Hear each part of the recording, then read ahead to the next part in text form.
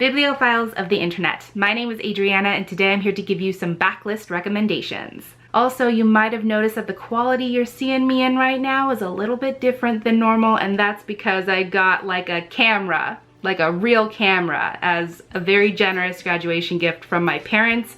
So you're gonna have to bear with me as I make this transition. Getting back to the whole recommendations thing, you know, why you clicked on this video in the first place, some of you might be wondering what exactly is a backlist. Well, I understand it in kind of a dichotomous way, as in publishers have their new releases, which they put a lot of time and effort and resources into marketing and promoting, and then they have their backlist, which is a collection of slightly older books that are maybe still popular, maybe still sell well, but they're just on the older side. So when I say I'm here to recommend you some backlist favorites, that's basically just my spiffy way of saying I will be recommending you some slightly older books that aren't new releases. With all of that said, let's get started. First, I have the Sisterhood of the Traveling Pants series by Anne Brashares. I know I recently mentioned this series in my top 5 summer reads video, but I think it warrants mentioning again because it has such a high reread value, and also it's such a great series overall. This contemporary series is about a group of 4 high school friends who are going their separate ways over the summer for the first time in their lives, and just before that happens and they all go on their own adventures, they find this pair of pants that fits all of them, which is nothing short of miraculous since they all have very different body types. They take this as a sign and they agree that they're going to share this pair of pants among all 4 of them, and that they're going to send them back and forth to each other in a rotation over the summer as a way to keep in touch. This series really is such a wonderful celebration of friendship, and I know I bring that up every time I talk about this, but it's really absolutely true. All these characters are going through their own things on their own time, and they're realizing that they have this great support system, so even when they're on their own, they still have their friends with them, and they're able to keep their connection and maintain their friendship by sending these pants along, and that kind of gives them a bravery or a sense of self that they didn't realize that they had. The sort of tagline on this series is pants equals love. Love your pals, love yourself. And I think that kind of encompasses what this series is all about. If this series was before your time, if it was completed before you even knew that it existed, if you just haven't had a chance to get around to reading it,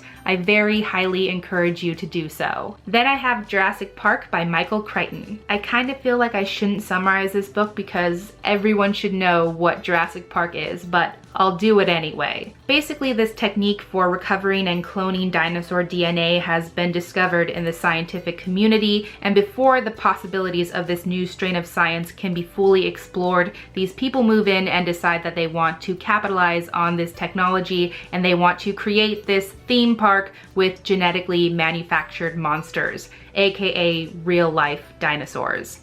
And that does not end well. Let me just say that I really love the Jurassic Park films. I don't want to talk about the trash that was Jurassic World.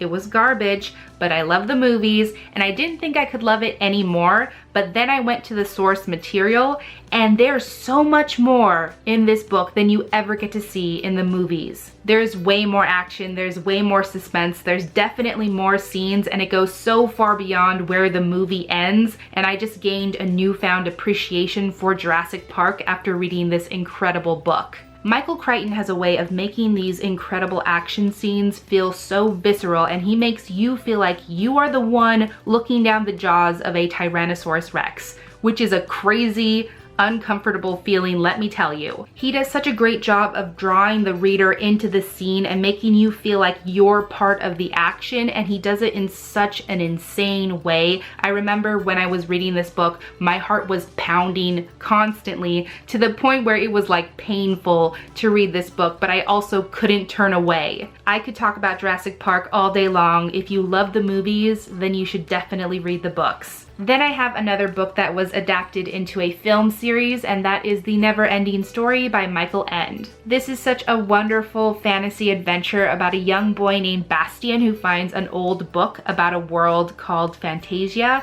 and he realizes that when he starts reading this book, he's actually being transported into this world, and he becomes a part of this story. This story is radically different than any of its incarnations in those very popular 90s films, and I just remember when I read this book for for the first time, I was so astonished because while those movies did definitely take elements from this story, it was just nothing like it. And I remember being like, this isn't even the story I know, but it's so much better. Again, there's just multitudes in this book that didn't make it into the films. There are so many more characters and adventures, so many more quests that Bastien has to go on, and it's just such a wonderfully written, immersive fantasy story that I love to pieces. I just feel like this book doesn't get enough love, and if you're like me and you're a 90s kid and you grew up loving these movies, I feel like you just owe it to yourself again to read the source material because this book is amazing. Then I have Teen Idol by Meg Cabot. This story is about a girl named Jenny Greenlee who is the anonymous advice columnist for her school newspaper, so she's really good with keeping secrets and maintaining confidentiality.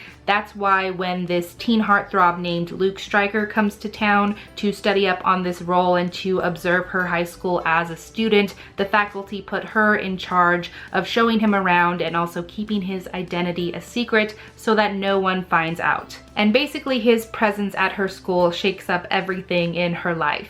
As per Meg Cabot's usual, this book is so much fun. It's hilarious. It's just such a great, quick, engaging read, but at the same time, it's so empowering, it's thought-provoking, and I think it's really surprising. I say that especially because the character of Luke Stryker is so surprising because he's so different than you would think this teenage heartthrob Hollywood star would be. He's actually very introspective and thoughtful, and he offers her a very unique perspective, an outsider's perspective on her life and her group of friends and her school, and that causes her to rethink her role in all of those things and also empowers her to make some much needed changes in her life for the better, which I think is great. This story definitely celebrates the everyday girl. It says you don't have to be beautiful, you don't have to be rich, you don't have to be popular to make a difference or to be influential, and I think that's such a fantastic message. Plus, it has one of the best romantic subplots in my opinion,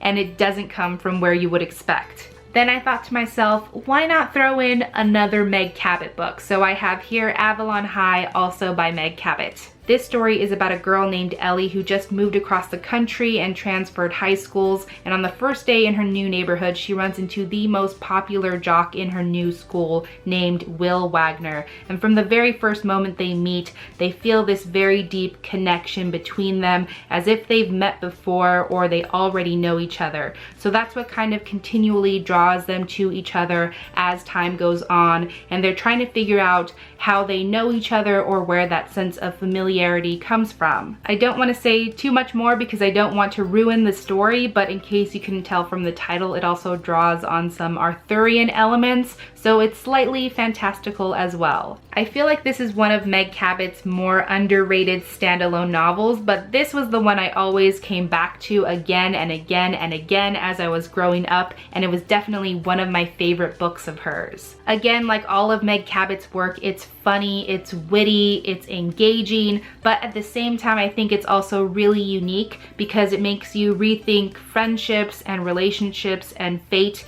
in a really interesting new way, and I just really loved this book and I would love to reread it again in the future. Again, Meg Cabot has just an extensive body of work that I could have pulled from. She also has Pants on Fire, How to Be Popular, the Mediator series, the American Girl duology, all of these amazing older books that you should definitely read if you have the chance. I had more books that I wanted to mention, but my camera's telling me that it's about to die, so I think I'll stop it there. Let me know if you enjoyed this video though, and I will definitely consider making a follow-up video or two because I had a lot more ideas than could fit into one video anyway. In the comments down below, please let me know what are some of your favorite books that are on the older side, what books you grew up with, or what are some of your backlist favorites, because I would love to hear about them. But that is everything I have for this recommendations video today. Thank you so much for watching. I really hope that you enjoyed it, and I will catch you on the flip side of the page. Bye!